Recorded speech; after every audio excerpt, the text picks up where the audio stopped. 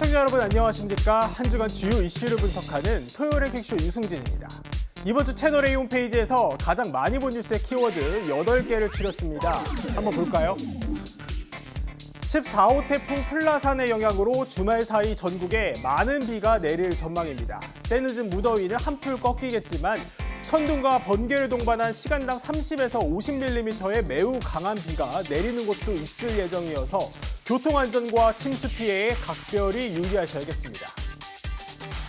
의료계 블랙리스트를 만든 혐의를 받는 사직 전공의가 구속됐습니다. 증거 인멸 염려가 있다는 이유에서인데요. 해당 사직 전공의는 집단 행동에 참여하지 않는 의사들의 신상 정보를 온라인상에 게시한 혐의를 받고 있습니다. 그럼 토요일의 퀴쇼가 뽑은 오늘의 첫 번째 핫랭킹으로 갑니다. 바로 이재명 민주당 대표의 결심 공판입니다. 공직선거법 위반 혐의로 재판에 넘겨진 이 대표에 대해 어제 검찰이 징역 2년을 구형했는데요.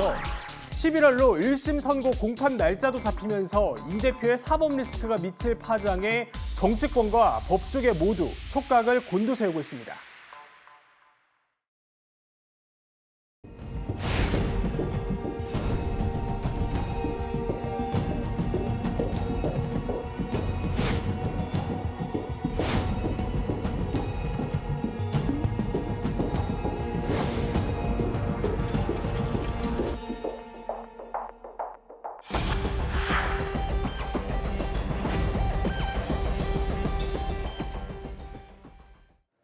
스튜디오에는 이종근 시사평론가, 최진봉 성공회대 교수, 그리고 허주연 변호사 나오셨습니다. 안녕하십니까? 안녕하세요. 검찰이 지난 대선 과정에서 허위 사실을 공표한 혐의를 받는 이재명 민주당 대표에게 징역 2년을 구형했습니다. 먼저 어떤 발언이 문제가 된 것인지 들어보겠습니다. 시장할 때는 이 사람의 존재를 몰랐다. 하위직 실무자인데 같이 갔으면 그 사람이 얼굴이야 제가 봤겠지만 그 사람이 이 사람인지를 여러분은 어떻게 압니까? 국민의힘에서 4명 사진을 찍어가지고 마치 제가 골프를 친 것처럼 사진을 공개했던데 제가 확인을 해보니까 일행 단체 사진 중에 일부를 떼내가지고 이렇게 보여줬더군요. 조작한 거죠. 그걸 왜 의심을 하죠? 제가 그걸 숨길 이유가 뭐가 있습니까? 백현동 개발사업에 특혜를 줬다고 생각하시는 걸 공공기관 이전 특별법에 따라서 저희가 응할 수밖에 없는 그런 상황입니다. 국토부 장관이 도시관리계획 이거 변경 요구하면은 지방자치단체장은 반영해야 된다. 의무 조항을 만들어놨습니다. 이걸 가지고 만약에 안 해주면 직무유기 뭐 이런 걸 문제 삼겠다고 협박을 해서. 네, 정리를 해보면요. 검찰은 이재명 대표가 고 김문기 처장을 몰랐다고 한 발언, 그리고 백현동 용도 변경이 국토부의 협박 때문이었다고 한 발언, 이 두 가지를 이종근 평론가님 허위 발언이다 이렇게 보고 있는 게 검찰의 시각 같습니다. 네, 그렇습니다. 검찰이 이 선거법의 허위사실 공표와 관련된 부분을 지적한 이유가 바로 목적이 있었다는 거예요. 이재명 대표가 만약에 선거가 아니었다면 모른다, 안다, 이게 중요하지 않은 부분인데 바로 당시 선거에 유력한 어떤 대선 후보였고, 그런데 이 질문이 대장동 의혹과 관련된 질문이었어요. 두 가지인데 하나는 김문기 처장을 안다 모른다라는 건 김문기 처장이 당시에 대장동 또 위례 신도시 개발 이런 부분에서 실무 책임자였거든요. 그러니까 모든 사실을 모든 어떤 실무적인 부분들을 다 알고 있는 그 실행한 실무 책임자였기 때문에 당시에 김문기 처장을 안다고 만약에 대답을 하면 맨 마지막으로 거기에 서명을 한 이 모든 개발 사업에 서명을 한 이재명 대표가 대장동 개발의 어떤 특혜와 관련돼서 알고 있지 않느냐라는 여러 가지 질문 공세를 받을 수밖에 없는 상황이었거든요. 그렇기 때문에 대통령 당선이라는 정치적 목적을 위해서 본인의 지시에 따라서 모든 사업을 수행한 김문기 처장을 모른다고 한 것, 이것이 고의적이었다. 그리고 두 번째는 뭐냐면 백현동 관련돼서 바로 국토부의 협박 때문이다. 동영상에서 이렇게 얘기하는데 어저께 재판에서는 또 최후 진술에서 말을 바꿨어요. 협박 때문이라고 한 것은 화가 나서 한 표현이지 압박은 확실히 있었다. 협박과 압박으로 말을 바꿨는데 어쨌든 이 협박이라는 부분은 사실 검찰이 바라봤을 때 증거로 전부 다 탄핵을 했거든요. 이 발언은 왜냐하면 증거가 공문들, 그러니까 국토부가 보낸 공문들에 따르면 귀시의 적의에 따라서 처리하라라는 얘기입니다. 즉 바로 성남시가 그건 알아서 할 일이다. 네. 다만 전체적으로 이렇게 이전과 관련돼서 협조를 바란다라는 포괄적인 그런 협조 공문을 냈을 뿐이지 종 단계 그러니까 이 용도 변경을 뭐 4단계로 하라, 3단계로 하라 이건 다 시가 책임질 일이다라는 건데 마치 지금 이재명 지사는 당시 이제 시장 시절에 이 모든 것들을 마치 국토부가 협박을 해서 이렇게 우리는 어쩔 수 없었다라는 식으로 거짓말을 했기 때문에 이것 역시 백현동 의혹 사건과 자신이 무관하다라는 것을 밝히기 위한 거짓말이었다. 검찰은 이렇게 지금 판단하고 있는 것 같습니다. 네, 이종근 시사평론가께서 이제 검찰의 시각 그리고 정리를 좀 해주신 건데 허 변호사님이 보셨을 때 어제 결심 공판에서 검찰과 이 대표 첨예하게 맞붙었잖아요. 양측의 논리를 좀 정리해 보면 어떨까요? 일단 고 김문기 차장과 관련한 부분에 있어서는 공직선거법상 당선 목적의 허위사실 유포 혐의가 인정이 돼야지 처벌을 받을 수 있는데 예. 이 김문기 차장을 안다 모른다라는 것이 과연 허위사실에 해당하느냐 이 부분이 핵심적인 쟁점으로 계속해서 양측이 대립해왔던 부분이고 어제 결심 공판에서도 그 부분이 핵심 쟁점으로 대두가 됐던 걸로 보입니다. 그러니까 이 검찰 측에서는 두 사람이 같이 호주나 뉴질랜드로 여행 갔던 사진 그리고 유동규 씨가 증언한 것처럼 네 사람이서 카트를 둘둘 나누어서 탔고 김문기 전 처장이 이재명 대표가 탄 카트를 몰았다. 그런데 어떻게 모를 수가 있느냐. 그리고 추석 선물 대상자 명단에 포함이 된 것 그리고 고 김문기 처장의 휴대전화에 이재명 대표의 개인 번호가 저장이 되어 있던 점 이런 것들 증거들을 제시를 하면서 정말 그래도 김문기 처장을 그때 당시 몰랐다고 말할 수 있느냐. 네. 몰랐다고 말한 것 자체가 허위사실의 유포가 아니냐라고 공세를 폈던 것이고요. 이재명 대표는 그에 반해서 어떻게 얘기를 했냐면 이것은 주관적인 기억의 영역에 관한 문제라는 얘기를 했습니다. 예. 이 얘기를 법률적으로 풀어서 말씀드리면 허위사실에 대한 인식이나 고의가 없었다라는 것이거든요. 그러니까 그때 당시에는 김문기라는 사람에 대한 인식은 있었을지언정 주관적인 어떤 친소관계라든가 네. 그 사람이 김문기 처장이다라는 것에 대한 확실한 기억이 있었던 것이 아니고 그렇기 때문에 나는 그 사람을 모르는 사람이다라고 얘기를 한 것이고 이거는 공직선거법에서 처벌하는 사실관계에 대한 유포가 아니라 내 기억의 유무에 대한 문제 그리고 예. 주관적인 부분 그렇기 때문에 특히 허위라는 고의나 인식 자체도 없었기 때문에 이 공직선거법 위반 혐의로 처벌할 수 없다라는 논리를 편 것이고요. 그리고 백현동 문제 관련해서는 검찰 쪽에서는 지금 얘기를 합니다. 그러니까 아까 이종근 평론가님께서도 설명해 주셨던 것처럼 이게 관계법에 따라서 강제성을 띠는 그런 부분이 있느냐라는 성남시에 여러 번 질의가 있었고 네. 이 부분에서 국토부에서 공문을 보낸 내용이 있습니다. 거기에 적의 판단, 귀시에서 적의 판단을 해야 된다라고 하는 것이 있기 때문에 검찰 측에서는 이런 공문까지 보냈는데 어떻게 국토부에서 직무유기다라고 얘기하면서 협박을 했다고 볼 수 있는 것이냐. 이 부분은 허위사실에 대한 유포가 아니냐라고 주장을 해온 것이고요. 이재명 대표가 어제 얘기한 내용 중에서 그러니까 국감장에서 당시 발언이 네. 나왔는데 발언 시간이 7분으로 제한된 상황에서 여러 가지 수년간의 여러 과정을 통해서 있어왔던 관계들, 사실관계들을 한꺼번에 얘기를 하려다가 보니까 좀 말이 꼬였던 부분이 있다 이렇게 얘기를 했어요. 그렇군요. 그리고 이 부분에 있어서는 뭔가 정확하게 구체적으로 누가 어떻게 직무유기로 협박을 했다라고 구체적으로 얘기를 한 것이 아니라 그렇게 느껴질 정도의 압박이 있었다라는 취지로 얘기를 한 것이다라고 얘기를 했거든요. 그런데 검찰 측에서는 그렇다면 성남시 공무원들은 왜 압박을 받았다고 얘기를 하지 않는 것이냐. 네. 왜냐하면 증언이 나오지를 않았습니다. 그랬더니 이제 이재명 대표 측에서는 어떻게 얘기를 했냐면 개인적으로 그때 이제 주무과장이 나에게 우리가 좀 국토부에서 많이 깨졌습니다. 이렇게 얘기를 하긴 했었는데 정작 법정에 나와서는 기억이 나지 않는다라고 하면서 증언을 회피했다라고 얘기를 했거든요. 그러니까 아마 검찰이 기소하지 않는다는 조건을 걸었을 수도 있고 또 검찰의 어떤 기소가 무서워서 그렇게 한 것이 아니겠느냐라는 생각을 했다라고 하면서 양측이 이 두 쟁점에 대해서 첨예하게 대립을 했고요. 이재명 대표는 자신의 혐의에 대해서 끝까지 부인을 하는 모습을 보였습니다. 예, 허 변호사님께서 양측의 이제 법리적인 논리를 잘 정리를 해 주셨는데 그런데요, 이 공방을 벌이는 과정에서요, 가수 아이유와 그리고 또 이문세 씨 만화 캐릭터까지 등장했다는 언론 보도들이 나오고 있습니다. 최 교수님 이게 무슨 말인가요? 왜 이런 비유들이 나왔을까요? 아무래도 이제 검찰이 본인들의 주장을 좀 정당화시키려고 이런 노래 가사라든지 아니면 뭐 연예인들 관련된 얘기를 하는 건데 저는 기본적으로 예. 이런 비유 자체가 이 사건과 직접적인 관련도 없을 뿐만 아니라 상황도 완전히 다른 상황입니다. 정치인이나 시장이 하위 직원, 지금 김문기 전 처장 같은 경우에는 성남시 직원도 아니었어요. 성남시의 산하기관인 성남도시개발공사 처장이셨습니다. 그분에 대해서 아냐 모르냐 문제를 얘기하는데 아이유, 이문세, 도라에몽 이런 얘기가 나왔는데 아이유 문제가 나온 이유는 이런 거예요. 예를 들어서 이제 네. 검찰이 예를 든 거죠. 아이유 알아라고 질문해 보면 몰라라고 답한다면 인식해 가는 것이냐. 그런 얘기를 했고요. 열애설이 난 연예인이 모른다고 답한다면 이런 행위를 부인하는 취지다 이런 얘기를 했는데 이 사안과 정치인이나 아니면 어떤 그 지방자치단체의 시장과 하위 직원 간의 관계에서 이걸 과연 대입할 수 있을 거냐? 네. 저는 그렇게 볼 수 없다고 보여지고요.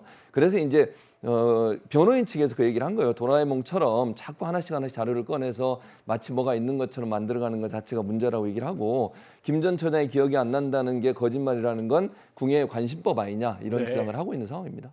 그렇군요. 결심 공판이었던 만큼 가장 큰 관심은 아무래도 이거겠죠. 검찰이 구형을 얼마나 할지요. 검찰은 벌금형이 아닌 징역 2년 실형을 구형을 했습니다. 허 변호사님, 이게 양형 기준의 최대치를 구형한 거라고 들었습니다. 그렇습니다. 이게 허위 사실을 당선 목적으로 유포한 경우에 법정형과는 별개로 대법원상의 양형 기준이 마련이 되어 있는데요. 예. 기본적인 양형 규정이 이 징역형 같은 경우에는 10개월 그리고 벌금형 같은 경우에는 200만에서 800만 원으로 공고가 되고 있고 가중 요소가 있는 경우 예를 들면 유권자의 판단에 심히 중대한 영향을 미칠 수 있는 요소라든가 전파성이 굉장히 강한 상태에서 발언을 했다라든가 후보자 본인이 본인의 어떤 의혹을 은폐하거나 피해가기 위해서 본인에 대한 허위 사실을 얘기를 했다라든가 예. 뭐 이런 가중 요소가 있는 경우에도 지금 징역형 기준으로 봤을 때는 가중 요소가 있다고 하더라도 8개월에서 2년이 그러니까 최대치를 구형을 할 수가 있는 선고를 할 수가 있도록 그 양형에서 권고를 하고 있고 벌금은 500만 원에서 1000만 원입니다. 그런데 징역 2년형을 구형을 했다라고 하는 것은 지금 제가 설명드린 대법원 양형 기준상에 있어서도 가중 요소 중에서도 징역형 2년 최대치를 구형을 한 것이거든요. 그만큼 검찰의 처벌 의지가 굉장히 강하고 예. 이 부분에 있어서는 검찰 시각에서는 죄질이 상당히 불량하다 이렇게 판단했다고 볼 수 있을 것 같습니다. 그런데요, 5년 전에 검찰은 이재명 대표의 선거법 위반 재판 1심에서 벌금 600만 원을 구형하기도 했었습니다.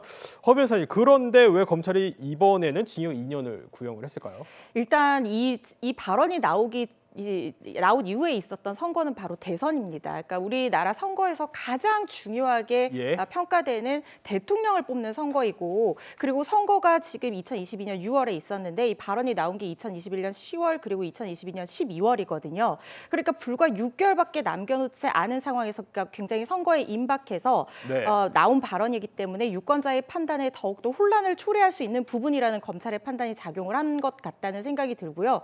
특히 발언을 한 부분이 국감장이라든가 아니면은 TV 인터뷰 이런 곳에서 발언을 했잖아요. 네. 이런 곳에서의 발언은 사실상 TV에서 나와서 대선 후보가 공당의 대선 후보가 얘기하는 내용 그리고 국감장에서 경기도지사 신분으로서 얘기하는 내용은 굉장한 신뢰성을 담보할 수밖에 없는 발언입니다. 마찬가지로 유권자의 판단에 심히 큰 혼란을 초래할 수 있는 그런 요소가 있다라고 판단을 했을 거라는 생각이 들고요.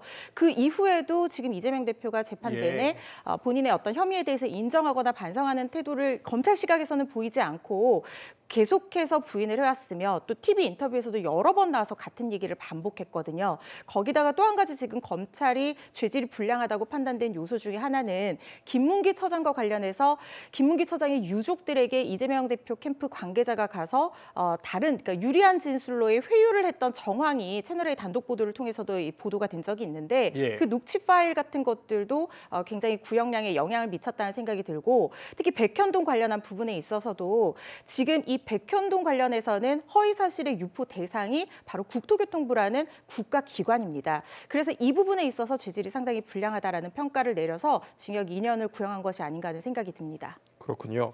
이 결심 공판에서는 최후 변론도 이루어지죠. 이종우 평론가님. 근데 네네. 18분 정도 이 대표가 최후 변론을 했다고 하는데 네네. 이 과정에서 김구 선생 또 김대중 전 대통령이 언급됐다고 들었습니다. 네네. 어떤 내용이고 왜 그런 겁니까? 네, 이제 김구 선생과 조봉암 예. 전 진보당 대표 당수, 그다음에 김대중 전 대통령을 예로 든 것은 이 세 사람이 각각 김구 선생은 우리가 잘 알다시피 저격당했고 또 조봉암 선생은 당시에 이제 재판을 받고 바로 사형당했습니다. 그다음에 김대중 선생은 또 내란 사범으로 장시간 복역한 것만이 아니라 사실 테러도 일부 당했었죠. 네. 이런 것들과 자신도 역시 그런 뭐 예를 들어 뭐 민주주의라든지 또는 민주화 운동이라든지 독립 운동이라든지 이런 반열과 나도 버금간다 정적에 의해서 정치 보복을 당하고 있다. 아마 이런 비유 때문에 예. 이렇게 좀 표현한 것 같은데 사실 뭐 그 듣는 분들에 따라서 이 발언이 어떻게 해석이 될지 여러 가지겠지만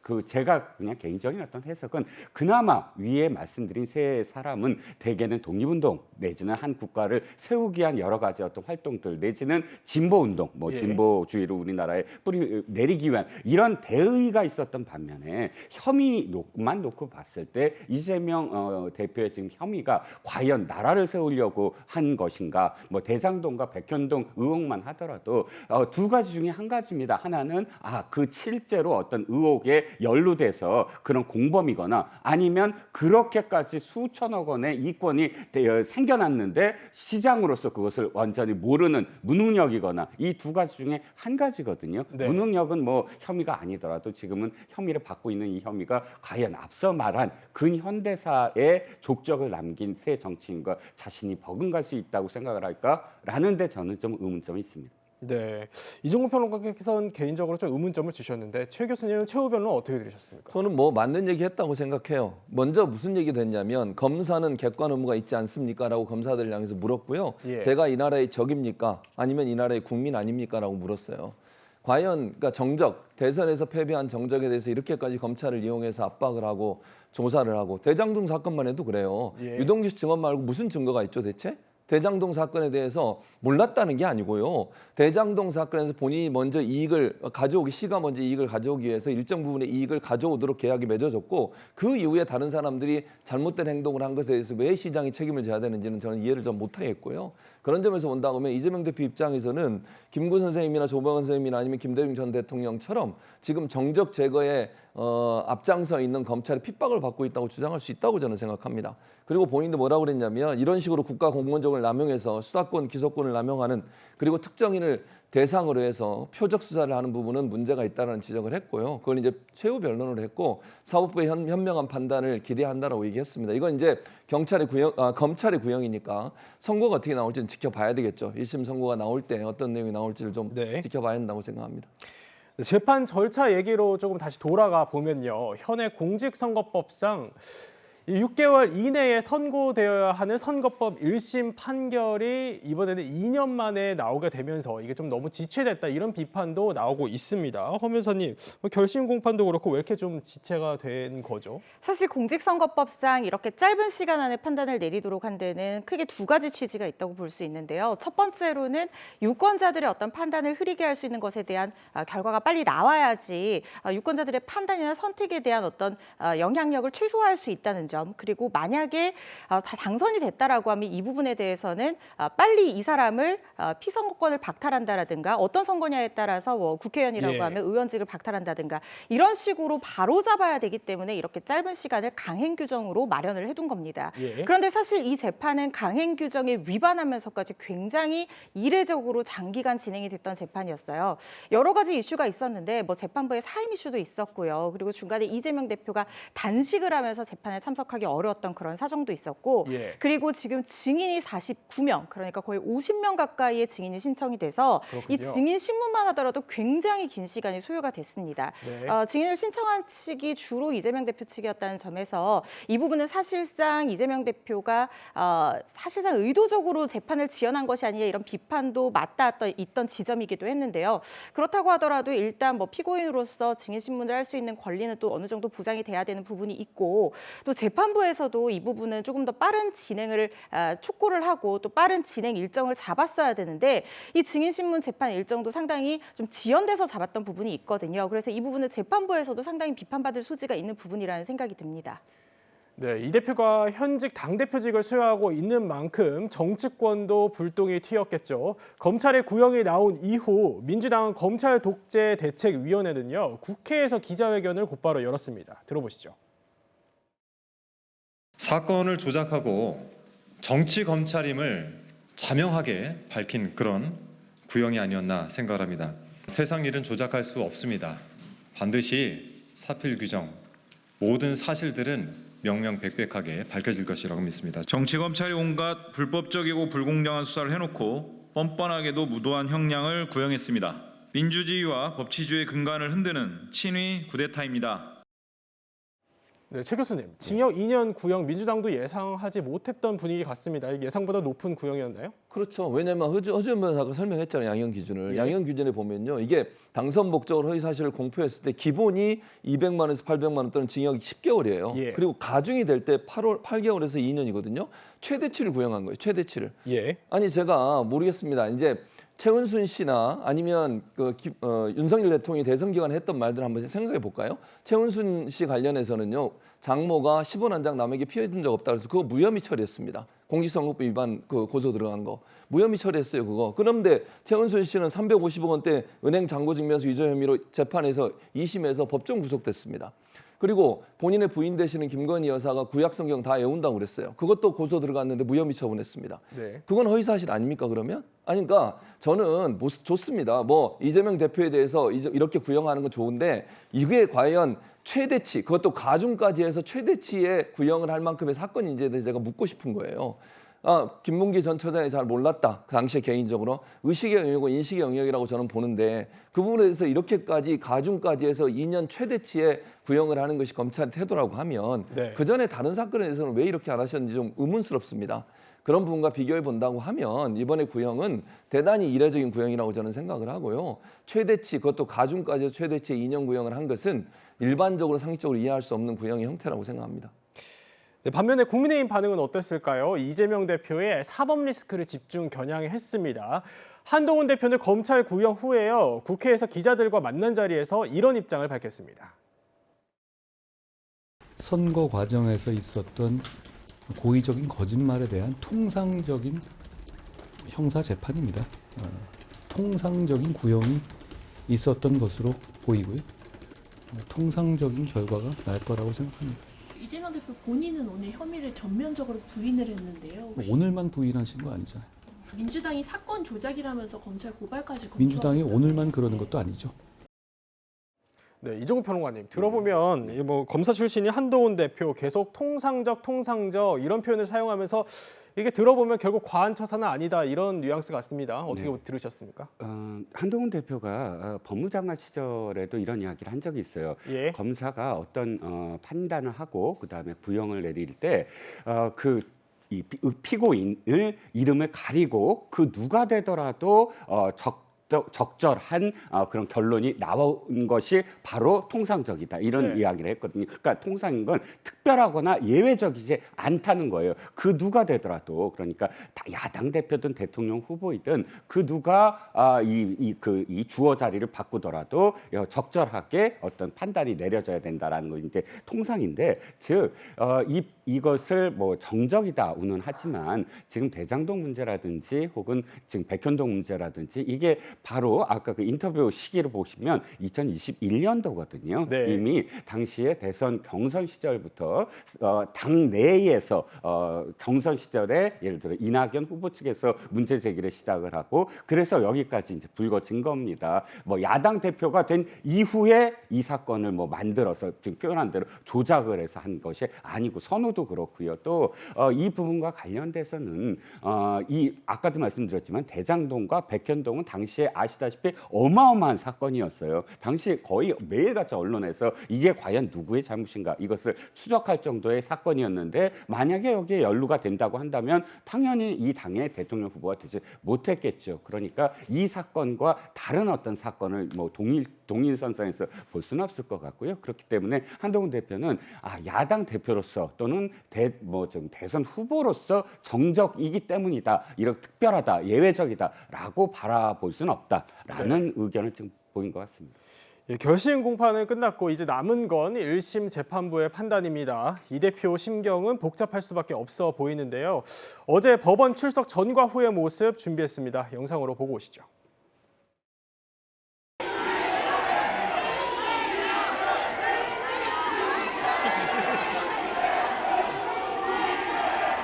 세상 일이라고 하는 게 억지로 조작하고 만든다고 해서 만들어지는 것이 아닙니다. 검찰 권력을 남용해서 증거도 조작하고 사건도 조작하고 정말 안쓰러울 만큼 노력하지만 다 사필 규정할 것입니다.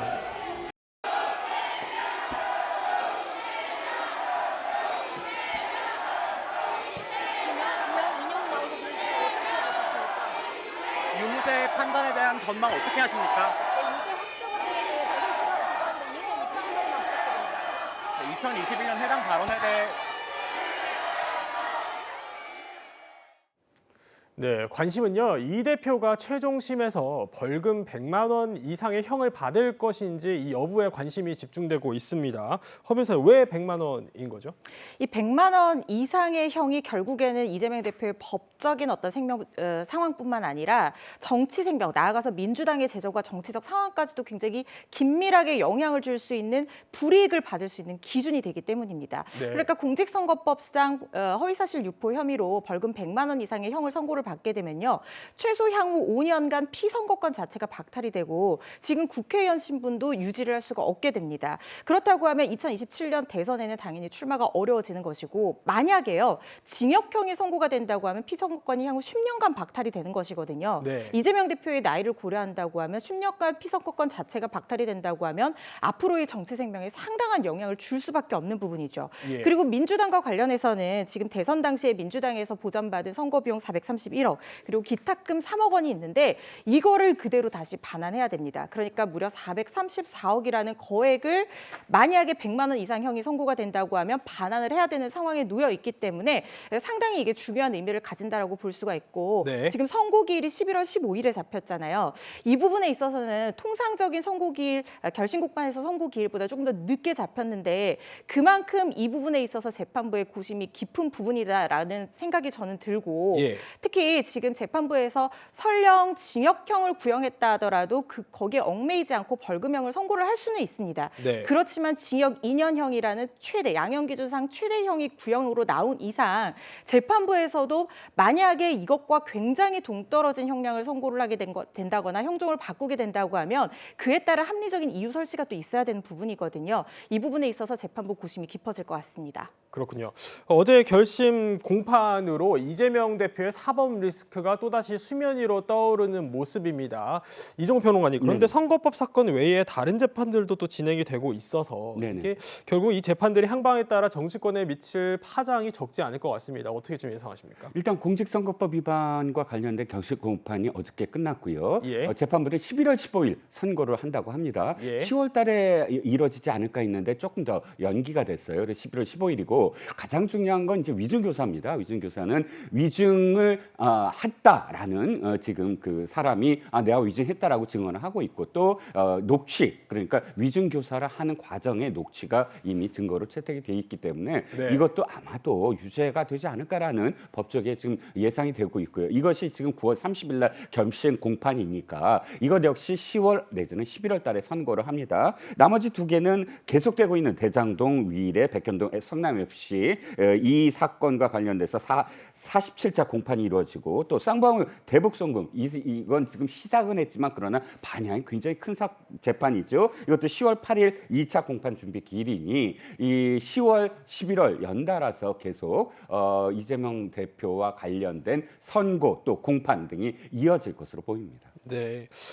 최 교수님, 그런데 아까 조금 전 영상에서는 이 대표는 이제 법정에서 나올 때는 말을 아꼈습니다. 그리고 오늘 오전에 이 대표가 SNS에 글을 하나 또 올렸더라고요. 이게 재판 관련은 아니고 폭우 피해에 대해서 이제 정부의 즉각적인 조치를 요구하는 내용. 좀 어떻게 보셨습니까? 뭐 아무래도 이제 민생 관련된 얘기를 한 거죠. 그러니까 왜냐하면 지금 태풍 플라산이 저희한테 직접적인 영향을 미치지 않지만 엄청나게 지금 비를 몰고 오고 있거든요. 특히 남부 지역이나 제주도 지역에서는요 비가 엄청나게 많이 오고 있습니다.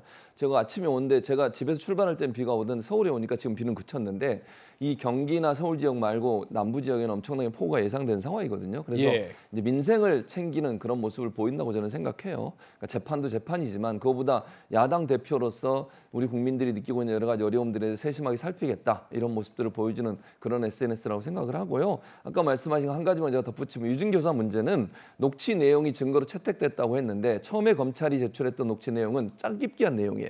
전체 내용이 아니고 또 일부 언론에서도 그걸 가지고서 마치 이재명 대표가 교사를 한 것처럼 그렇게 보도를 하던데 그래서 재판부가 30분 전체 분량을 다 증거로 채택을 했습니다. 30분 전체 내용을 다 들어보면 사실대로 얘기해라 이런 내용이 주 내용이기 때문에 재판부의 판단에 크게 영향을 미치지 않을 거라고 저는 생각합니다.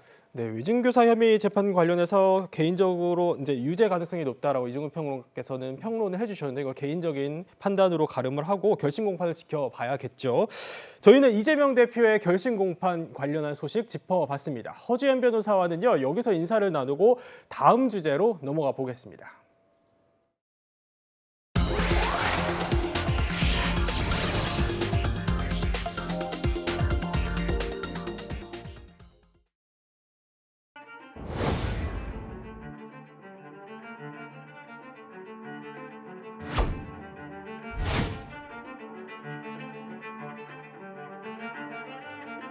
내가 본 건 당연히 맞고 본 사람들의 견해는 일치하거든요. 이거는 공천 개입을 하기는 약간 애매하다. 바쁜 기간인데 7불사까지 내려갔다는 거예요. 그리고 밤새 거기에서 대화를 나눴다는 것이죠.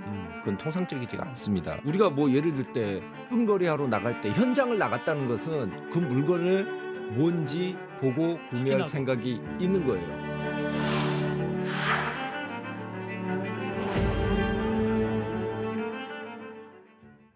네, 지금부터는 홍석준 전 의원 그리고 김수미 평론가와도 함께 이야기 나눠보겠습니다.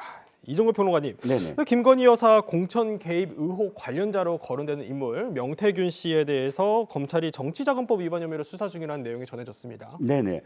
이게 지금 맞물려서 그렇지 사실은 수사는 오래전에 시작이 됐어요. 그렇군요. 경남 성관위가 이미 작년 12월에 지금 고발을 했습니다. 그래서 검찰이 그때부터 지금 수사에 들어갔고요. 이것이 언제 얘기냐면 2022년에 보궐선거입니다. 보궐선거 직후 2개월 후에 그러니까 김영선 당시 캠프의 회계 책임자가 그 명태균 씨에게 6,300만 원을 보낸 것을 지금 문제 삼아서 고발을 한 거예요. 그런데 왜 회계 책임자의 그거의 송금이 문제가 될까요? 즉 적법한 과정, 그러니까 어떤 명목으로 어떻게 보냈다라는 게 입증이 안 된 거죠. 그렇기 때문에 6,300만 원과 관련돼서 이것은 정치자금법 위반이다라고 선관위가 고발을 한 거고요. 또 명태균 씨가 보니까 지금 김영선 의원 측만이 아니라 다른 타 후보들, 그 지역의 다른 후보들에게도 1억 2천만 원을 받은 그런 혐의가 있는 것 같아요. 그래서 그것과 함께 지금 검찰은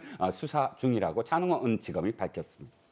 그런데 이 의혹의 중심에 선 인물 김영선 전 의원과 또 이준석 전 대표의 만남이 또 다른 논란을 불러일으키고 있습니다. 이른바 7불사 회동 이렇게 불리기도 하던데 김수희 평론가님 어떤 내용인지 정리 부탁드리겠습니다. 네, 7불사 회동, 경남 하동에 있는 7불사에서 이루어진 회동이라고 해서 이름이 붙여졌는데 7불사는 이제 천년 온돌 아자방이라는 시설이 있다고 해서 또 정치인들도 선거 전후에 자주 방문하는 그런 시설로 알려져 있습니다. 이 7불사에서 결국에 이준석 의원과 이제 개혁신당 인사들 그리고 김영선 전 의원이 만나게 된 이 사건인데 이게 2월 28일에 연락을 받게 돼서 3월 1일에 만났다고 해요. 저기까지 간 이유에 대해서는 이준석 의원 측은 이 텔레그램 메시지라든지 이런 자료를 직접 볼 수밖에 없는 상황이었고 그렇기 때문에 새벽에 내려갔다라고 얘기를 하고 있는데 새벽 1시에 이들이 만나게 돼서 이야기를 나누었다라고 하고요. 그리고 이제 이 자리에서 이제 언론 보도에 따르면 김영선 전 의원이 이제 이 김건희 영부인 메시지를 줄 테니까 개혁신당 비례 순번 1번을 달라 이런 주장을 했다라는 보도가 일단 나간 상태입니다. 그때 이준석 의원은 뜬금없이 1번은 안 된다라고 대답을 했고 결국에는 이 회동이 끝나고 한 새벽에 다시 올라왔다라고 하는 그런 내용이고 이런 것들이 이제 이것이 어느 정도까지 구체적으로 얘기가 오고 간 것인가.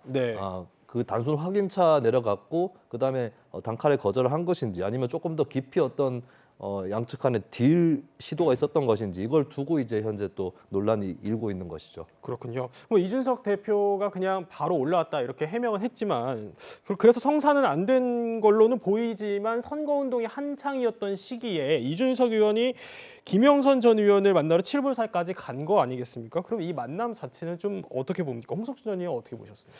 예, 일단 김영선 의원 입장에서 봤을 때는 참 오선이나 하신 분이 이런 어떤 폭로를 통해서 개혁신당 1번을 요구하는 자체가 참 저는 창피한 일이라고 일단 생각합니다. 그리고 지금 이제 이준석 그 대표 입장에서 좀 생각해 볼 때는 뭐 선거를 아시는 분은 잘 아시겠지만 이때가 굉장히 좀 선거상에서 좀 어려운 그리고 중요한 시기였습니다. 특히 이준석 대표 당시 후보 입장에서는 개인도 어려웠고 지금 개혁신당도 사실은 어려웠기 때문에 비례 의원들까지도 굉장히 몇 번까지 받을지 사실 굉장히 중요한 시기에 칠불사까지 갔다는 것은 굉장히 좀 한 건 있다. 그래서 김건희 여사 어떤 개입의 어떤 폭로를 증거를 터뜨리면 상대적으로 본인은 물론이고 개혁신당에 대한 어떤 국민적 관심 내지는 지지율도 올라갈 수 있겠다. 그런 어떤 기대 심리를 안고 그까지 간 것이죠. 그런데 이준석 그 대표가 의원이 잘하신 것처럼 정말 선거의 기재인데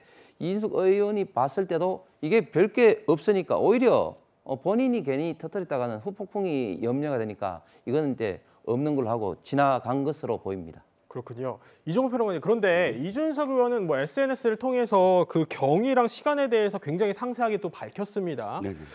이렇게 상세하게 해명에 나선 거 그만큼 뭔가 억울한 점이 있다 이런 느낌 같은데요. 그렇죠. 이제 억울한 것도 억울한 거지만 사실 위기거든요. 그러니까 위기요?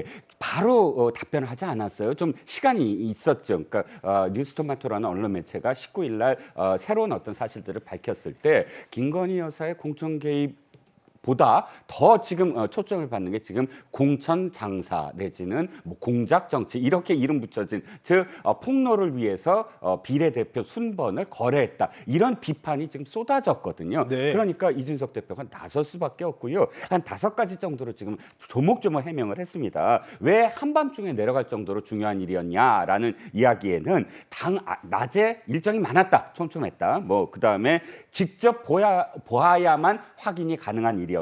그리고 오선 의원이 만나자고 하는데 갔을 수밖에 없다. 그리고 완결성이 없었다. 그다음에 마지막으로 비례는 당시에 거절했다. 이렇게 5가지로 이렇게 지금 조목조목 이제 반박을 했는데 과연 이 5가지가 전부 다 좀 적절하게 여겨질지는 좀 의문이에요. 여러 가지가 있지만 짧게 말씀을 드리면 완결성이 없다라는 판단에서 우리가 알 수 있는 건 바로 이 폭로를 위해서 폭로하는 그런 증거를 찾기 위해서 내려갔다라는 걸 인정하잖아요. 만약에 완결성이 있었다고 한다면 그다음엔 어떻게 될까요? 완결성이 있었다고 한다면 그 폭로물을 받아서 폭로를 했을 테고 그러려면 사실상 대가를 줘야만 그 폭로물을 받을 수 있는 거 아닌가요? 그러니까 완결성을 찾는 그러니까 그 밤중에 내려가서 완결성을 찾는 그 행태 자체가 사실은 공작 정치의 어떤 흐름이다라는 비판에서 과연 벗어날 수 있을까 하는 겁니다. 네, 이렇게 김영선 전 의원의 폭로 내용을 공유하자 개혁신당 관계자들은요 부정적인 반응을 보였다고 설명을 했습니다. 들어보시죠. 그날 오후에 금태섭 후보가 서울 종로에 출마하면서 선거사무소 개소식이 있었어요. 끝난 다음에 그 위층에 있던 사무실에 다시 모였습니다. 폭로는 뭐 얼마든지 좋은데 그거로 비례대표 1번을 만약에 김영선 의원이 받으면 순수성도 훼손되고 그리고 개혁신당 자체가 어려워질 거다. 김건희 여사의 말을 듣고 김해로 옮겼는데 컷오프돼서 완전히 열받았다. 근데 그 관련 증거가 있다고 한다. 근데 이걸 자기가 기자회견도 하고 이렇게 하고 싶은데 개혁신당에서 3번을 달라. 명색이 당명에 개혁이란 걸 넣었는데 죄송하지만 김영선 의원도 그렇게 뭐 개혁하고 부합하는 것 같지는 않고. 네, 김수희 평론가님, 들어보면 이 개혁신당 관계자들은 뭐 부정적인 의견을 밝혔다 이렇게 설명을 하고 있는 것 같고, 또 이준석 대표와 명태균 씨는 이게 뭐 김건희 여사의 공천 개입으로는 보기 좀 어렵다 이런 입장을 밝히고 있는 것 같습니다. 그럼에도 불구하고 이 사안이 계속 진실 공방으로 번지는 이유는 뭘까요? 네, 일단은 이제 개혁신당에서 이 자료를 받지 않았다고 해서 그러면 전혀 신빙성이 없는 거냐, 이거는 더 따져봐야 될, 면밀하게 점검해봐야 될 문제인 것 같아요. 네. 그리고 그 당시에 몇 가지 정황들 이런 것들이 의혹을 부식시키기는 좀 어려운, 향후에 검증이 더 필요하다라고 하는 점, 이런 것들을 봤을 때는 개혁신당에서 이거를 받지 못할 정도면 근거가 없는 것이다라고 좀 단정짓기는 어렵기 때문에 네. 이제 공천 관여 의혹에 대해서는 아직까지 불씨가 살아 있는 것으로 보이고, 또한 개혁신당 쪽이 의혹을 받고 있는 거는 이제 아까도 조홍천 전 의원이 언급을 잠깐 했지만 김영선 전 의원의 정치 노선 이런 것들이 개혁신당하고 어울리는 노선이었는가, 이런 부분에 대해서 의문이 있는데 접촉을 했다라고 하는 부분, 이런 것들이 좀 석연치 않게 남아있는 이런 것들이 또 한편으로 있는 게 아닌가. 그리고 비례대표에 대해서도 좀 1번이다 3번이다 이렇게 구체적으로 얘기가 오고 간 것이 조금 뭐 결과적으로 성사는 안 됐지만은 어느 정도의 딜은 또 했던 건 아니냐라는 그런 의문도 남아 있는 것 같아요. 그래서 이 부분들도 남아 있는 것을 이제 개혁신당 측도 이제 충실하게 좀 답변을 하고 해명해야 될 의무가 생기는 것이 아닌가, 이렇게 보여집니다. 네, 저희는 이렇게 7불사 회동 보도 이후 정치권 파장 소식 살펴봤고요. 다음 주제로 넘어가 보겠습니다.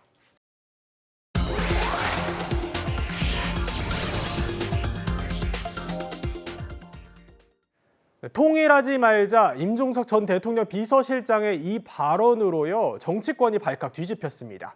임종석 전 비서실장의 이 같은 주장은 최근 북한의 기조와는 무관치 않다는 해석도 나오고 있는데요. 먼저 화면으로 보시죠. 동남 관계는 더 이상 동족 관계, 동질 관계가 아닌 적대적인 두 국가 관계. 통일하지 맙시다. 그냥 따로 함께 살면서 서로 존중하고 서로 돕고 같이 행복하면 좋지 않을까요?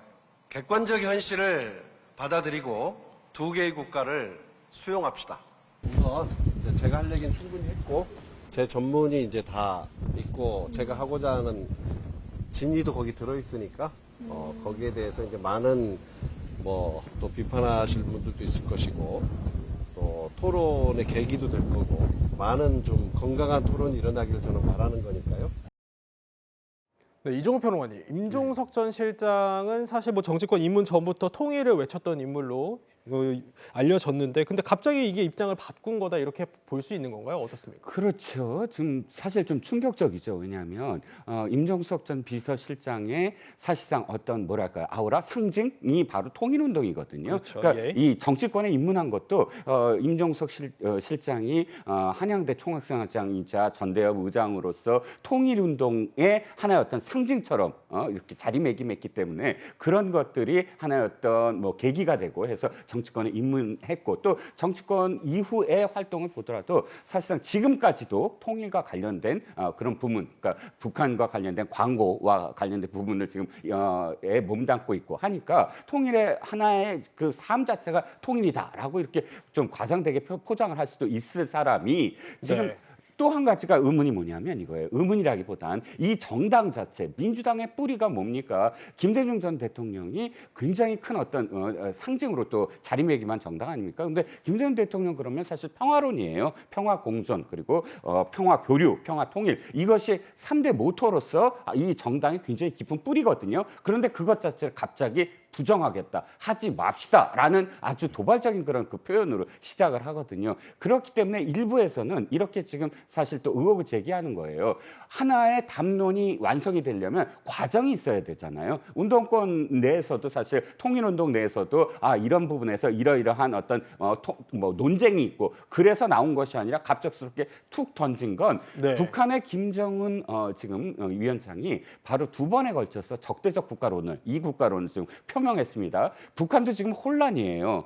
김정은 위원장이 그렇게 얘기했다고 하는데 내부의 언론들이 이것을 해석을 안 해요. 보통 교실을 하면 바로 지금 조선중앙TV라든지 노동신문이라든지 이런 데서 막 해설로 뒷받침하거든요. 네. 그래서 그러니까 주민들로 하여금 교시가 이런 뜻이구나라고 학습하는 과정이 있는데 이 국가로는 2번이나 얘기했는데도 해석이 뒤따르지 않아요. 언론에서 북한에서 이유는 뭡니까? 이게 아직 혼란스러운 거예요. 북한에서도. 그리고 이런 부분들이 굉장히 뭐랄까요? 그러니까 북한 주민도 바라봤을 때 김일성, 김정은 두 지금 그러니까 수령들의 지금 유운을 지금 파괴한 거거든요.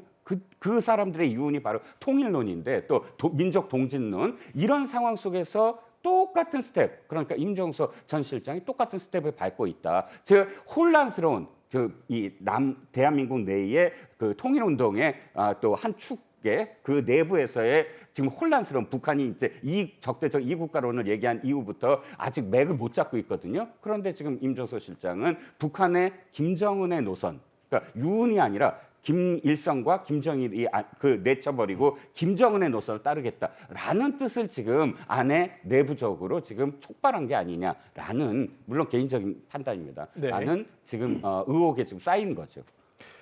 최진모 교수님 좀 어떻게 들으셨습니까? 이종훈 평론가께서는 이제 북한의 이 적대적 국가론에 어떻게 보면 사실상 동조한 거다 이런 개인적인 의견을 주신 것 같은데 어떻게 좀 보십니까? 저는 그렇게는 생각하지 않아요. 물론 저는 이 국가론에서 동조하지 않습니다. 동의하지 않고요. 다만 임종석 전 실장이 얘기했던 게 그러면 북한의 김정은이 얘기하는 이 국가론이나 그건 아니라고 생각해요. 그러니까 임종석 실장의 말을 제가 그냥 해석해 보면 지금 상황이 남한과 북한이 이렇게 분리되어 있는 상태에서 국가를 이루고서 살아가고 있는데 이 상황이 통일하겠다. 예를 들면 지금 윤석열 정부는 말로는 표현 안 하지만 가능한 한 무력을 이용해서든 아니면 다른 방법으로 흡수통을 하는 방안들을 좀 생각하는 게 아닌가 하는 그런 생각이 들 정도이기 때문에 차라리 그냥 그러면 싸우지 말고 전쟁하지 말고 평화롭게 잘 살자 이런 의도로 얘기한 것 같아요. 네. 그러나 저는 아까도 말씀드렸습니다만 두 개의 국가를 하자는 건 저는 동의하지 않습니다. 우리가 헌법으로 지정하고 있는 통일에 대해서 저는 계속 추진해야 한다고 생각해요. 물론 평화롭게 두 나라가 예를 들면 남한이든 북한이든 싸우지 않고 전쟁하지 않으면 살아가는 것 자체는 동의하죠. 다만 최종적인 목표는 한반도가 통일이 돼서 하나의 국가를 만드는 거예요. 평화적 방법으로. 그런 상황에서 저는 동의하기 때문에 임종석 전 실장의 말에 동의하진 않지만 의도는 이게 무슨 김정은이 얘기했던 두 국가론과 동일한 개념에서 얘기했다. 저는 그렇게는 보지 않습니다. 그런데 임종석 전 비서실장은요, 그제 기념사에서 이 한반도 전체를 영토로 한 헌법, 국가보안법, 통일부 없애자 이런 주장을 하기도 했습니다. 김수희 평론가님, 이 주장은 또 왜 나온 겁니까? 이게 특별한 주장은 아니라 이제 영토 조항 같은 경우는 국제법하고 충돌한다는 지적은 많이 있었죠. 왜냐하면 유엔에 대한민국과 조선민주주의인민공화국이 동시에 가입을 하지 않았습니까? 그런 것들을 이제 이거 동의 여부를 떠나서 이런 주장은 예전부터 나왔던 것이고요. 국가보안법 폐지 같은 경우는 이제 북한이 반국가 단체로 규정이 되어 있는데 두 국가 체제가 되면은 이제 외국이 되는 거죠. 그렇기 때문에 이제 필요가 없어지는. 사실 내란이라든지 외환 이런 것들은 국가보안법이 아니라 형법으로도 처벌할 수 있는 간첩죄 마찬가지고요. 예, 그런 부분들이 있어서 이제 얘기를 하는 거고 통일부도 통일에 대해서는 이제 임종석 전 실장이 아주 헌법에 추상적으로만 남겨놓자라고 얘기를 했고 그래서 그러면 이제 통일부도 다른 방식으로 바꿔야 되는 거 아니냐. 사실 통일부에 대한 개편 방안은 이명박 정부 때도 나왔던 그런 얘기가 또 있는 것이죠. 그래서 이 방안 자체가 그렇게 특별한 것은 아니다. 동의를 하지 않을 수는 있어도 특별한 얘기는 아니다. 왜냐하면 한국의 60-70%의 국민이 두 국가론자예요. 이걸 뒷받침하는 통계들은 올해도 조사가 실시돼서 나와 있습니다. 그러니까 그 국민 중에 한 명이다라고 임종석 전 실장은 볼 수 있는 것이고 북한에서 두 국가론을 얘기하니까 임종석 전 실장도 두 국가론을 얘기하고 고로 임종석은 북한 편이다. 이런 이상한 3단 논법을 펴면 안 되는 게 국민들도 두 국가론에 동의하는 분들이 많이 계시고 윤석열 대통령도 지난해 연말에 계속해서 북한을 나라라고 지칭합니다. 심지어 국방부 자료에 북한을 국가라고 지칭한 자료도 있어요. 예, 윤석열 정부도 두 국가론까지 문턱까지 갔다가 온 정부예요. 이거는 국민들도 각자 고민을 할 수 있는 문제고 제 자신만 해도 이게 통일로 가야 될지 두 국가로 가야 될지 어떻게 해야 될지 이런 부분은 여전히 고민이 되는 문제입니다. 같이 고민을 하는 문제지 색깔론을 뒤집어 씌울 문제는 아니다. 이걸 좀 같이 말씀을 드립니다. 네, 김수희 평론가님께서 개인적인 의견을 주셨지만 정치권은 뜨겁습니다. 정치권에서는요, 특히 여권을 중심으로 북한 주장과 너무 닮은 거 아니냐 이런 비판이 나올 정도였는데요. 들어보시죠. 임종석 전 의원은 늘 발언이나 행동의 맥락을 보면은 북한 주장하고 닮아도 너무너무 닮았다. 김정은의 전위부대, 김정은 비맞추기, 장단 맞춰주기였다. 지금 더 명확하게 드러나고 있는 것이라는 생각이고. 최 교수님, 그런데 여당뿐 아니라 야당 인사들도 비판이 좀 나오고 있는 것 같습니다. 뭐 사고 쳤다, 성급한 발언이다 이런 우려의 목소리들이 나오고 있는 것 같습니다. 왜냐하면 지금 뭐 국민의힘 반응 보면 알잖아요. 저렇게 공격당할 게 뻔한 일이에요. 사실은 두 국가론이 아까도 제가 말씀드렸습니다만 임종석 전 실장의 의도는 그게 아니었을 거라고 저는 봐요.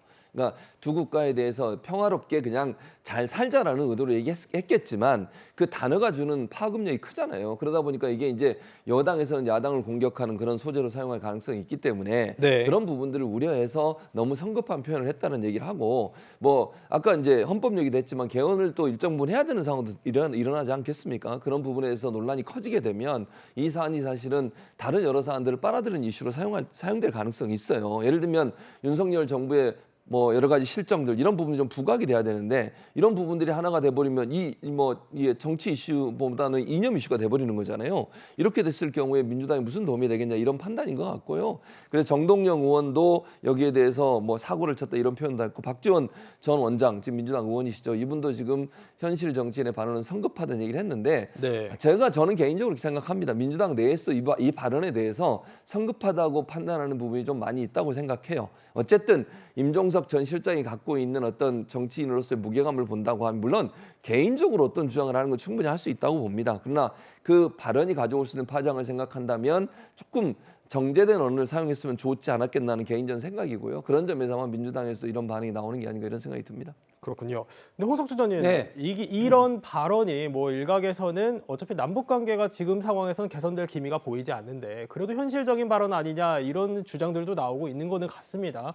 어떻게 보십니까? 예, 일부 이제 좀 젊은 세대를 중심으로 해서는 사실 통일이 필요하냐, 특히 이제 통일 많은 비용이 있기 때문에 지금 이대로 잘 사는 게 중요하지 않느냐 이렇게 이야기하게 합니다. 그런데 참 충격적이고 놀라운 것은 임종석 실장 같은 경우는 우리가 지금도 기억이 생생하지만 89년도 임수경 당시에 이제 임수경 씨를 보내서 어떤 통일에 어떻게 보면 좀 촉진하는 그런 어떤 깜짝 어떤 쇼를 좀 하기도 만들 정도로 굉장히 통일에 어떻게 보면 가장 열심히 했던 사람이 그게 뭐 이념에 의해서 뭐 비판을 받고 안 받고 떠나서 그다음에 가장 최근에도 남북 경제 문화 협의회 같이 뭐 경문협을 통해서 어떤 북한을 뭐 돕는다든지 이런 어떤 행동을 하신 분인데 갑자기 이런 식으로 통일을 하지 말자 이렇게 이야기를 하니까 많은 분들이 좀 놀랄 수밖에 없고 결국은 이게 최근에 김정은의 적대적 이국가론에 동조하는 것이 아닌가 이렇게 생각하는데 저는 통일이라는 것은 우리 대한민국이 절사 어렵더라도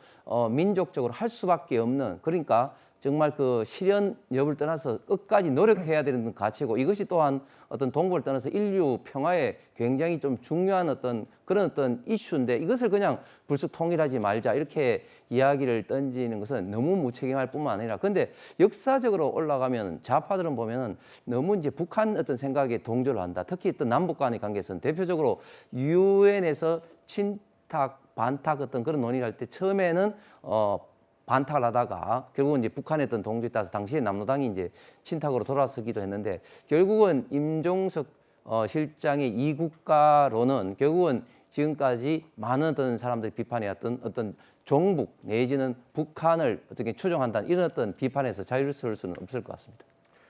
네, 임종석 전 실장이 띄운 두 개의 국가론 파장 그리고 후폭풍 상황 살펴봤습니다. 저희는 다음 주제로 넘어가 보겠습니다.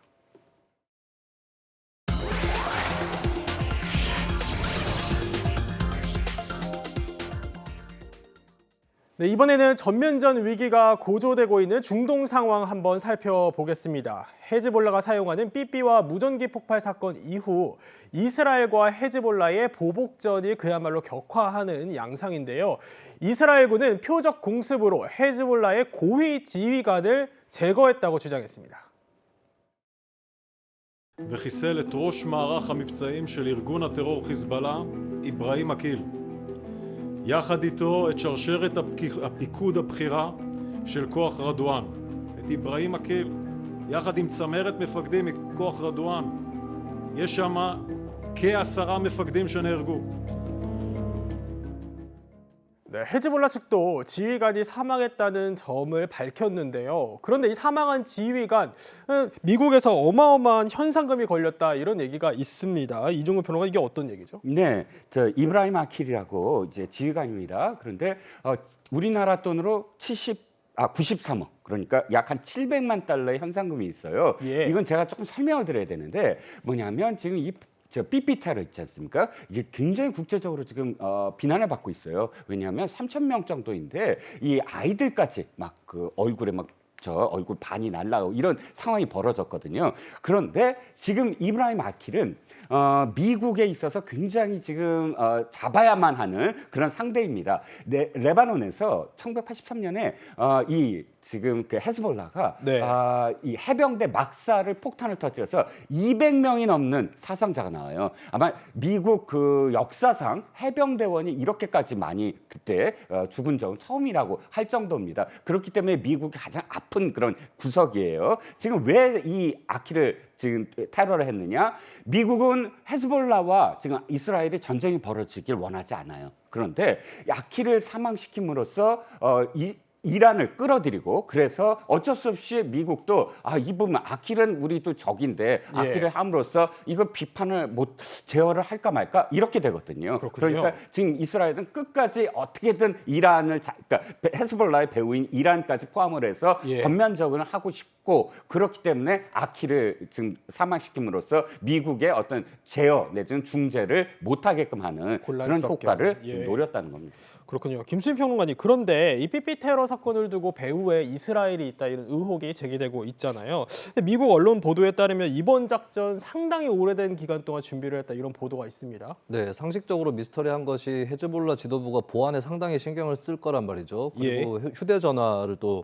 쓰지 않는 것으로 전면 금지를 하기도 했습니다. 그러다 보니까 삐삐를 쓰게 된 건데, 근데 이런 이제 보안을 뚫고 어떻게 이 삐삐가 유입이 되었는가라고 했을 때 결국에 생산이라든지 유통 과정에 다 개입을 한 것이 아니냐라고 하는 이 의혹이 굉장히 커지고 있는 것이고요. 일단 당장에 이 제조사, 타이완 쪽의 제조사가 지목이 됐는데 그쪽에서는 우리는 라이센스 계약만 했지 관여하지 않았다라는 입장이에요. 그래서 라이센스 계약을 한 그 업체, 헝가리 업체인데 이 헝가리 업체가 페이퍼 컴퍼니였다. 라고 하는 그런 이제 보도라든지 이런 것들 정황이 나오고 있고 또 나아가서는 이제 불가리아 컨설팅 업체도 개입을 했다고 하는데 이 업체도 불가리아 당국에서 발표하기로 이제 헤즈볼라 판매를 도왔을 가능성 이런 것들이 또 거론이 되고 있습니다. 이런 걸 봤을 때는 이 생산에서 공급 유통에 이르는 이것을 페이퍼 컴퍼니 등을 활용해서 결국 이스라엘 쪽에서 개입을 해서 삐삐가 유입되도록 만들었다라고 하는 것이고 설령 제조에는 개입을 하지 않았다고 할지라도 완제품에 폭발물을 끼워 넣는 이런 것들이 또 중간 공급 과정에서 가능한 거거든요. 이런 결국 공급망을 이스라엘 쪽에서 다 장악하고 있었던 것이 아니냐 이런 쪽으로 이제 결론이 조금 모아지고 있는 것 같습니다. 그렇군요. 미국 측은 이스라엘 공습과 관련해서는 무관하다 이런 입장을 내놓고 있습니다. 미국 등 국제사회는 확전 방지를 촉구하고 있고요. 유엔 안보리 회의도 긴급 소집은 됐지만요. 현재로서는 양측 모두 물러설 것 같지는 않습니다. 홍 전 의원님. 양측이 결국 맞공습을 이어가게 되면 이게 확전으로 번질 수 있다 우려가 커질 수밖에 없을 것 같거든요. 어떻게 좀 예상하십니까? 예, 그렇죠. 지금 하마스가 이스라엘을 공격해서 지금 하마스 이스라엘 전쟁이 일어난 지 지금 1년째가 지금 되고 있습니다. 근데 최근에 이란의 대통령이 이제 바뀌면서 이란의 대통령이 상당히 좀 언급하고 또 미국을 지칭하면서 뭐 우리 형제 이런 식으로 해서 취임식에서 화제가 되기도 해서 상당히 좀 이란의 지원을 받는 헤즈볼라와 이스라엘이 조금 현재 조금 전쟁이 어떻게 보면 조금 잦아들 수 있지 않나 기대를 했는데 이번 삐삐 테러 사건을 위해서 이제 더더욱 좀 가속화될 것으로 보입니다. 왜냐하면 지금 헤즈볼라는 지금 레바논에 있지만 사실상 거의 국가 지금 현재 상태로 있으면서 하마스하고는 비교할 수 없을 정도의 어떤 무력을 갖고 있습니다. 그렇기 때문에 지금 현재 계속해서 골란고원을 중심으로 해서 이스라엘 북부 지역에 미사일 포격 등을 하기 때문에 이에 맞대응해서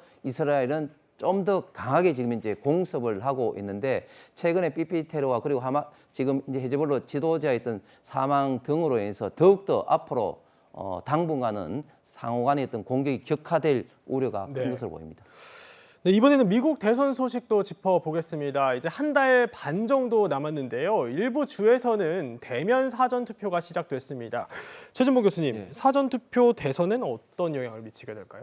제가 볼 때는 상당히 많은 영향을 미칠 것 같아요. 20일, 그러니까 미국 현지 시간으로 20일에 버지니아, 사우스다코타 그리고 미네소타 이렇게 세 군데에서 사전투표가 시작이 됐고요. 대면 사전투표가 시작이 됐는데 통계만 하나 말씀을 드릴게요. 사전투표로 투표에 참여했던 미국 대선의 퍼센테이지를 보면요. 2012년도에는 33%였어요. 그게 지난번 대선 2019년도에 얼마였냐면 69%가 됐어요. 2020년에 죄송합니다. 2020년에. 그러니까 거의 10년 사이에 2배 이상 늘어난 거잖아요. 그렇네요. 이만큼 사전 투표율이 높아졌다는 거죠. 그리고 이제 최근에 들어서는 젊은 세대나 아니면 진보적 세대를 갖고 있는 사람들이 사전 투표에 참여하는 비율이 좀 높아지고 있기 때문에 제가 볼 때는 이게 이제 해리스 후보에게 유리하게 작용할 가능성을 조심스럽게 예측해 볼 수 있을 것 같습니다. 우편 투표나 사전 투표라고 하는 것은 아무래도 이제 직접적으로 선거 투표하는 현장에 가기 어려운 분들이나 아니면 시간이 정해진 투표 날에 갈 수 없어서 사전에 투표를 하는 거기 때문에 주마다 여러 가지 방법들도 다르고 그다음에 투표를 할 대상도 다르고 많은 영향을 미칠 수밖에 없는 것인데 대체적으로 보면 투표율이 높아질 수 있다는 전망이 많고요. 그것이 해리스 후보에게 유리하게 작용할 가능성이 높다는 전망이 많습니다. 뉴욕타임즈 조사 결과를 하나 보겠습니다. 전국 지지율이요 47%로 해리스와 트럼프가 동률을 기록하고 있습니다. 초접전 양상인 것 같은데 이종호 평론가님, 이 상태를 보면은 뭐 남은 한 달 반 표심을 좀 향방을 가늠하기는 어려워는 보이거든요. 어떻게 좀 보십니까? 국외 요인은 이제 아까 우리가 이야기했던 이스라엘과 하마스, 이스라엘과 헤즈볼라가 어떻게 될 것인가. 하마스는 사실 이스라엘과 전투 정도지만 헤즈볼라가 하게 되면 전쟁이 벌어져요. 어마어마한 국가 간의 어떤 규모의 전쟁이 벌어집니다. 이렇게 되면 지금 해리스 후보한테는 좀 불리하죠. 그러니까 트럼프 쪽이 훨씬 더 유리하게 되죠. 해리스 후보가 왜 그러냐면 팔레스타인 관련해서 젊은 세대가 사실 해리스 후보를 훨씬 더 지지하고 있는데 지금 아시다시피 하버드라든지 여러 대학에서 팔레스타인 지지 시위가 굉장히 크게 벌어지거든요. 그리고 해리스 후보한테 확실하게 어느 편이냐라고 지금 요구하고 있고, 그러니까 지금 트럼프가 해리스 후보를 만약에 찍으면 우리나라에 그러니까 이스라엘이 없어진다. 2, 3년 내에 이스라엘이 없어진 이런 식으로 지금 갈라치기를 하고 있어요. 그래서 뭐 중동 전쟁은 해리스한테 좀 불리한 그런 요인이고, 국내로서는 지금 연준이 B컷 0.5% 금리 인하를 했습니다. 이것이 국내의 어떤 피부에 유권자들한테 어떻게 직접적으로 이 한 달 반 이내로 와닿을 수 있는가, 이게 국내적 어떤 요인. 그래서 국내적 어떤 요인들이 역시 팽팽하게 좀 맞서는 그런 상황입니다. 두 가지 요인을 꼽아 주셨잖아요. 중동 이슈, B컷 이슈. 이게 앞으로 어떻게 될 것 같습니까? 중동 이슈는 그러니까 지금 바이든은 어떻게든 억제를 하려고 해요. 그렇기 때문에, 그런데 문제는 이란이에요. 헤즈볼라를 이렇게 끌어들이는 건 사실 이란을 끌어들이려고 네타냐후가 굉장히 크게 시도를 하고 있는데, 이란도 지금 상황을 지금 관리하고 있거든요. 그렇기 때문에 이란까지 끌어들이는 그런 확대 전쟁은 사실상 크게 위험성이 없어 보이고, 금리 인하 문제는 사실 좀 시기를 놓쳤어요. 그 전에 했어야 됐는데 좀 뒤늦었다. 그래서 금리 인하가 단행됐는데도 불구하고 당장 주가로서는 반영이 크게 안 됐거든요. 미국 나스닥이라든지 이런 부분들을 결과적으로 얘기했을 땐 이것 역시 사실은 굉장히 크게 변수로 작용하지 않을 것 같다라는 생각입니다. 그렇군요.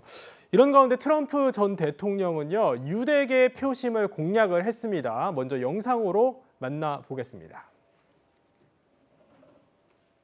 By the way, Israel and Jewish people are attacked by the media. If you want Israel to survive, you need Donald J. Trump as the 47th president of the United States. It's very simple.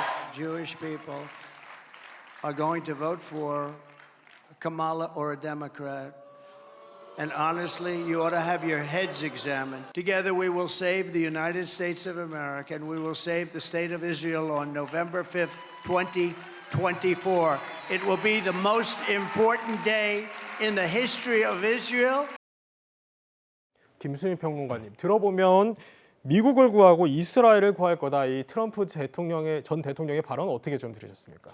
네, 지금 뭐 돌아가는 중동 상황을 봤을 때는 이스라엘이 너무 지나치게 해서 문제다라고 생각하는 분들이 많을 것 같은데, 오히려 이스라엘을 구하겠다 이렇게 발언을 하고 있죠. 물론 이게 친이스라엘 행보인데 이게 사실 지지층 결집 행보가 아니라 남의 표 갖고 오기 행보에 가깝습니다. 무슨 그런가요? 얘기냐면 잘 이렇게 얼핏 생각했을 때는 트럼프 공화당 쪽이 민주당 쪽보다 더 친이스라엘 쪽이고 그럼 유대인들은 친이스라엘을 좋아할 것이다. 네. 그러면 어차피 유대인들은 공화당 지지 성향이 강했던 거 아닐까? 그들을 다시 결집시키는 거 아닐까? 이렇게 생각할 수도 있는데 사실 미국의 유대계 유권자들은 다수가 진보 성향입니다. 미국 민주당이 한 70% 정도 투표를 해온 것으로 나타나 있고 사실 이스라엘 쪽하고 좀 갈등을 했던 것이 이제 오바마 대통령 때 갈등이 있었는데 오바마 대통령도 유대계 유권자의 78%의 지지를 받은 것으로 그런 여론조사가 또 집계가 된 적도 있었거든요. 그러니까 미국의 유대계 유권자들은 예전에 뉴딜 동맹 시절 때부터 민권운동, 노동운동에서 거의 이제 거의는 아니지만 다수가 좀 진보 쪽 그런 운동을 또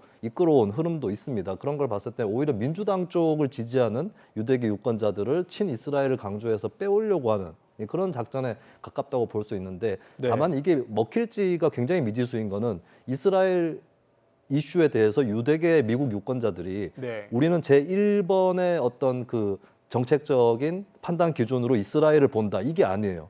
근데 유대계 유권자들도 다른 데 관심이 더 있는 겁니다. 뭐 경제 문제가 될 수도 있고 뭐 다른 뭐 낙태 문제가 될 수도 있고 이런 것이죠. 그렇다 보니까 이스라엘 문제를 강조한다고 해서 과연 유대계 유권자들이 트럼프 후보를 찍을 수 있을까? 이 부분은 사실 굉장히 의문으로 남는 것이죠. 네. 미국 민주당 대통령 후보 카멜라 해리스 부통령의 남편이죠. 더그 에모프는요. 해리스 부통령은 반유대주의자다 이렇게 주장해온 트럼프 전 대통령을 향해 반격을 하기도 했다고 합니다. 홍 전 의원님 이게 어떤 내용으로 좀 반격을 한 거죠? 예, 아무래도 미국 그 전통 사회에서는 유대인과 그리고 그 백인 주류층이 좀 친하고 유대인과 유색인종은 좀 친하지 않다. 이런 어떤 그 관념이 있습니다. 왜냐하면 이제 비록 그 유대교지만 그러나 이제 범또 기독교적인 어떤 그런 관계가 있고 종교적으로도 있기 때문에 그런데 근데 선거 때마다 사실 그 이 유대 관련된 이슈는 굉장히 중요합니다. 왜냐하면 전체 미국 그 유권자에서 유대인이 차지하는 비중이 한 1% 내외밖에 안 되지만 미국의 정계, 관계, 경제계, 문화계 등의 아주 중요한 위치를 차지하고 있고 특히 언론계에도 유대인 출신들이 굉장히 많이 있습니다. 그러다 보니까 이 선거 국면에서는 유대인의 어떤 성향이 굉장히 중요하고 따라서 유대인이 가장 관심이 있는 국제적인 이슈인 이 이스라엘 이슈와 이제 관련을 맺을 수밖에 없는 이런 상황인데 트럼프 전 대통령 같은 경우는 이런 해리스 후보 부통령에 대해서 이런 어떤 반유대주의다 이렇게 공격을 하는 것은 그만큼 그 미국 정관계 특히 언론계를 대상으로 본인의 어떻게 보면 좀 지지를 유도하겠다 하는 건데 사실은 근데 뭐 뚜렷하게 해리스 후보가 반유대주의적인 이런 발언을 한 적이 없어요. 그렇군요. 오히려 지금 남편 더그 에머프가 이야기했듯이 방금도 나왔습니다만은 트럼프 대통령이 그 해리스 후보나 민주당을 지지하는 유대인들은 머리 검사를 받아야 된다. 이거야말로 굉장히 어떻게 보면 반유대주의적이고 참 어떻게 보면 좀 비지성적인 발언인데 이런 어떤 발언에 대해서 이 그 더그 에머프 남편이 지금 굉장히 좀 질타를 하면서 해리스 후보를 많이 지금 외조를 하고 있는 것 같습니다. 그렇군요. 해리스 트럼프 두 후보 지난번 토론회에 이어서 또다시 토론회가 성사될지도 관심이 모아지는데요. 해리스 후보 측은 추가 토론을 추진하고 있다고 언급을 했습니다. I believe we owe it to the voters to have another debate. And in our debate last week. Well, that was fun. I'm trying to get another debate. We'll see. 네, 추가 토론을 하기 위해 추진 중이다. 최 교수님, 추가 토론회 있을까요? 어떻게 보세요? 제가 볼 때는 좀 어려울 것 같은데 해리스 입장에 자신감이 붙은 것 같아요. 토론회 시작하기 전만 해도 해리스에 대해서는 우려가 좀 많이 있었거든요. 그런데 뭐 토론회 하고 나니까 트럼프보다 해리스가 승리했다, 뭐 성공했다 이런 부분이 훨씬 많았습니다. 그런데 트럼프가 토론회 끝나고 나서 했던 발언이 본인의 트루스 소셜이라는 곳에 글을 올렸는데 세 번째 토론회는 없을 것이다 라고 글을 올렸기 때문에 트럼프 입장에서는 악재로 작용할 수 있는 토론회를 하지 않을 것으로 전망됩니다. 그렇군요. 이제 한 달 반 정도 뒤면 미국 대선 치러집니다. 중동 위기까지 고조되는 상황에서 해리스와 트럼프 누가 되느냐에 따라서 국제 정세 판도 역시 달라지겠죠. 저희는 60초 후에 뵙겠습니다. 네, 토요일의 퀴즈쇼 저희는 다음 주 토요일 낮 12시에 다시 찾아뵙겠습니다. 행복한 토요일 오후 보내시길 바랍니다. 고맙습니다.